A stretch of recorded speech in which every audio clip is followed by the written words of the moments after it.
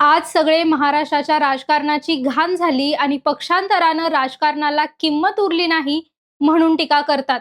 राजकारणानं कितीही टोकाची पातळी गाठली, त्यात स्वतः त्यांचा देखील समावेश असला तरी ज्या कामासाठी, ज्या जनतेसाठी निवडून आलो, त्या जनतेच्या कामांना कायम प्राधान्य देणारे नेते अजित पवार.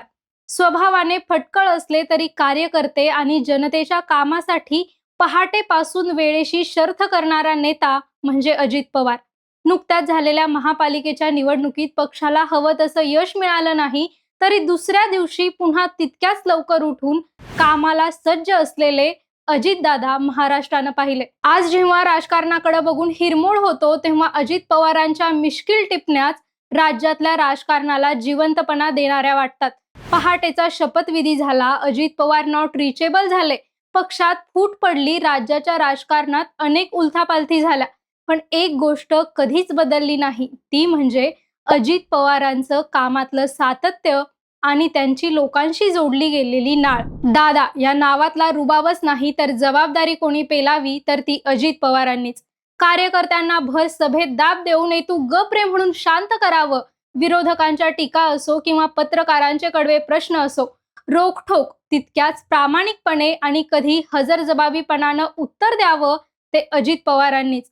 आज राजकारणात जिथे जनतेची कामं सत्तेपुढे दुय्यम झाली असं वाटायला लागतं, तेव्हा कामाच्या जीवावर निवडून येण्याचा आत्मविश्वास दिसायचा तो अजित पवारांच्या वागण्या बोलण्यातून. अर्थात यशवंतराव, वसंतदादा पाटील आणि नंतर शरद पवारांसारख्या विद्यापीठातून राजकारणाचे संस्कार घेऊन अजित पवार राजकारणात आले. 1991 मध्ये लोकसभेत खासदार म्हणून त्यांच्या राजकीय करिअरची अधिकृतरित्या सुरुवात झाली. मात्र 3-4 महिन्यातच त्यांनी दिल्ली सोडली. 91 ला महाराष्ट्राच्या विधानसभेसाठी बारामती मतदारसंघाचे प्रतिनिधी म्हणून निवडून आले. तेव्हापासून आजपर्यंत जवळपास 35 वर्ष होत आली. अजित पवार आणि बारामती हे समीकरण बनलं ते कायमचं. सलग 8 वेळा ते इथून आमदार झाले. 6 वेळा उपमुख्यमंत्री म्हणून राज्याची धुरा अजित पवारांनी सांभाळली.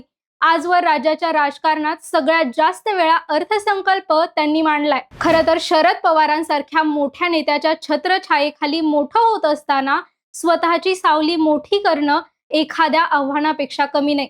मात्र काकांच्या पावलावर पाऊल ठेवत अजित पवारांनी त्यांच्या राजकारणाचा पाया, कार्यकर्ते, गावखेड्याशी असलेली नाळ, राज्याच्या कानाकोपऱ्याचा अभ्यास यावरच आखला. शरद पवार दिल्लीत गेल्यानंतर अजित पवारांनी बारामती राखलंच नाही, तर पक्षाची पाळंमुळं इथे अधिक मजबूत केली. पुण्यातून आपल्या राजकारणाचा नवा बेस त्यांनी तयार केला, ज्यामुळे महाराष्ट्राच्या राजकारणात आज अजित पवारांना स्वतःची लाईन मोठी करता आली. अजित पवारांच्या रूपानं शरद पवारांचा राजकीय वारसदार राज्याला दिसायला लागला. 6 वेळा नावापुढं उप लागलं. 2004 मध्ये मुख्यमंत्री पदाचा हातातोंडाशी आलेला घास गेला. राजकारणात अनेक तडजोडी केल्या, हारजीत पाहिली, वेगवेगळ्या राजकीय भूमिका घेतल्या. दरम्यान अनेक आरोप आणि टीकांनाही सामोरे गेले. कधी कधी त्यांचं फटकळ आणि मनमोकळेपणानं बोलणंच त्यांच्या विरोधातही गेलं. मात्र तरीही दादांनी कधीच कसलं बंधन पाळलं नाही. आपला मिश्किलपणा आणि राजकीय नेता म्हणून राजकारणाला संजीवनी पुरवण्याचा वसा त्यांनी कधीच सोडला नाही. प्रत्येकाच्या मनात दादांविषयी आदरयुक्त भीती होती. स्वभाव फटकळ असला तरी त्यांच्या बोलण्याचा कधी कोणी राग मानायचं नाही. ही अजित पवारांची पुंजी. मी कामाचा माणूस आहे आणि हातपाय हलतायत तोवर तुमची कामं करणार, हे त्यांचे शब्द होते, ज्याची साक्ष आज अपघात स्थळी माळ रानात पसरलेल्या कागद आणि फायलींनी दिली. त्यांच्या सोबतचे असो नाहीतर विरोधक असो, सगळ्यांना जे दादा दिसले ते होते काम होणार असेल तर करणारे, गावातल्या छोट्या कार्यकर्त्यालाही नावानिशी ओळखणारे, जात धर्म बाजूला ठेवून कार्यकर्त्याला ताकद देणारे दादा. आज दादांच्या जाण्यानं राज्य सरकारच्या ट्रिपल इंजिन मधलं एक इंजिन गेलं. एक जनतेच्या प्रश्नांची जाण असणारा नेता गेला.